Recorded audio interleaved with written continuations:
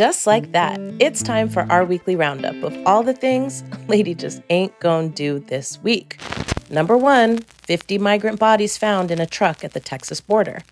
More than 50 bodies were discovered in a truck in San Antonio, Texas this week in what appears to be the latest casualty of America's failed immigration approach and policies. Honestly, y'all, this story is absolutely horrific. More than 50 people who died of heat stroke after being in a truck with no refrigeration or air conditioning were found. They were in the truck because they were attempting to cross the border into the United States.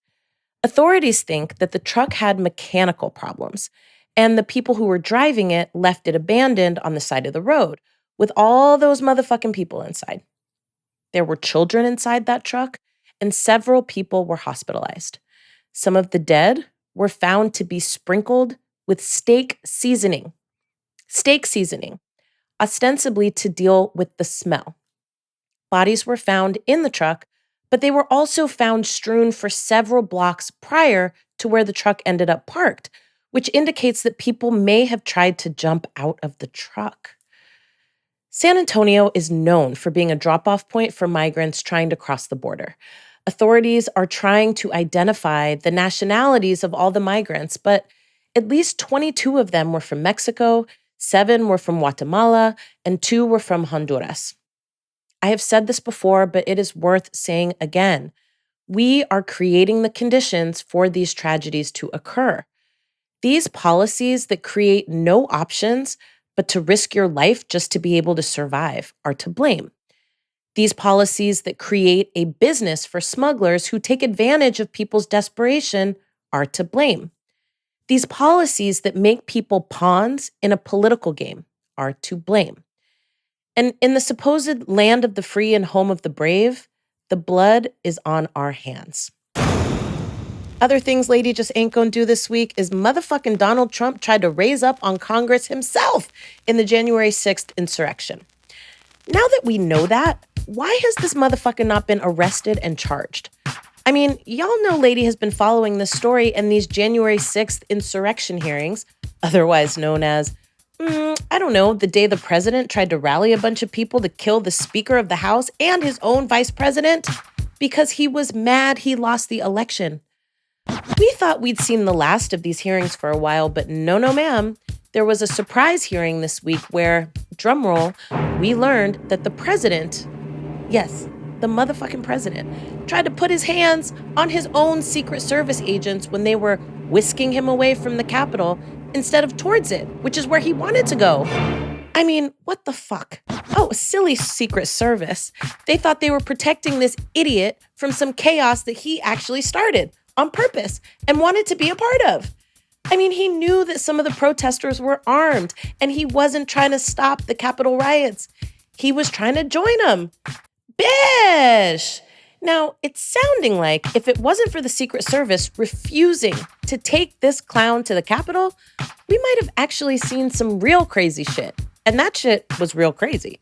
I mean, this motherfucker tried to grab the steering wheel of the car he was being driven in to turn the damn car around so he could join his people. Honey, Jesus was a fence that day. Now we're left to wonder, what is to come of these hearings? And why is this motherfucker not in jail right this minute? Y'all, it's too fucking much. Here's what we want more of this week, though. Let's talk about the good news, because Jesus. Okay, so Lady loves Kentanji Brown Jackson being confirmed to the U.S. Supreme Court. Well, my loves, for the first time in history, we now have a Black woman named Kentanji Brown Jackson, who is the first and only ever to serve. What an incredible moment. I mean, imagine that we are alive to see this, only 233 years after the establishment of the United States Supreme Court in 1789. I can't help but tear up when I see the photos of her amongst the other justices on the court, and especially when I see her juxtaposed with people like Clarence Thomas, the second Black person to ever sit on the court and the longest-serving member of the court. Justice Thomas comes to the Supreme Court through the well-known scandal of sexually harassing Anita Hill, and he's still catting off today, most recently with him and his wife caught in yet another scandal. can't make this shit up, related to the January 6th insurrection, with Thomas being the lone dissenting vote in a case where Trump asked the Supreme Court to prevent the congressional committee who is investigating the insurrection from doing so. Perhaps because allegedly his wife, Ginny, was not only with the shits, she was in on the shits. Justice Brown Jackson, on the other hand, comes to the Supreme Court having no scandals, endless qualifications, and having a unique background in having served as a public defender for 2 years, and having worked with the U.S. Sentencing Commission, basically to keep people out of prisons and jails. We fucks with her. This puts her in the tradition of Thurgood Marshall, the first ever Black Supreme Court justice. And so just to keep it all the way real, there is something really special about confirming Brown Jackson to the Supreme Court, particularly, especially, most definitely, when we think about the possibility that she could be the first in a long line of judges actually well-suited to sit on this court in the first place. Imagine a Supreme Court with a majority of Black women with politics like hers. Imagine a Supreme Court that wasn't beholden to white nationalist terrorists. Anyways, some of you may imagine a country without a Supreme Court in the first place, and I feel you, I do. I'm just grateful to Justice Ketanji Brown Jackson for allowing me the space in the midst of all this bullshit to imagine again, even if just for a brief moment. Other things that Lady loves this week, and I am not ashamed to say it, is that R. Kelly has been sentenced to 30 years for sex crimes. Now listen, R. Kelly is going to spend a very long time behind bars for sex trafficking and racketeering. You will recall that Kelly used a vast network of people who worked for him to secure underage girls and guys for him to have sex with. Now, all of the atrocities he was involved in are way too much to detail here. But if you haven't seen our friend Dream Hampton's docuseries, Surviving R. Kelly, you might want to go ahead and do that now, as the series really was the catalyst for there to be some decisive movement to finally hold him accountable. I cannot even imagine what the survivors are experiencing right now. And we know that Kelly is facing more charges in other states for his fucking bullshit actions. The logical conclusion here, of course, is that this never should have been allowed to happen for so long. And the overarching question we must look in the mirror and ask ourselves is, why was this able to happen for so long in the first place? Just like in the case of Bill Cosby, these actions and behaviors, this abuse was well and widely known. And there was no system to protect these folks from having their lives altered in this way. None. I mean, for fuck's sake, when the man married Alicia when she was 15 years old, the shit was celebrated rather than shunned.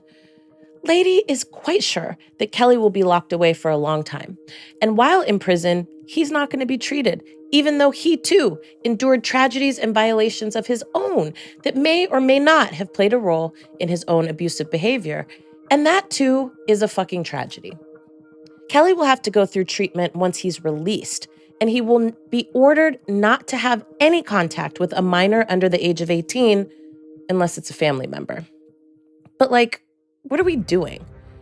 Treatment while he's incarcerated would be important too, but never mind that. We slashed funding for that a long time ago because we actually want prisons to be a business, not a place that prevents crimes from happening by helping the people who commit them. Punishment may feel like justice for some survivors, and you know what? I fully understand that.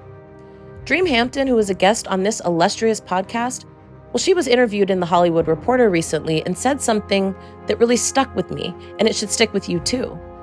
Kelly, he relied on a vast network of people who helped to enable his abusive behavior, and as of yet, not one have been accountable for their roles.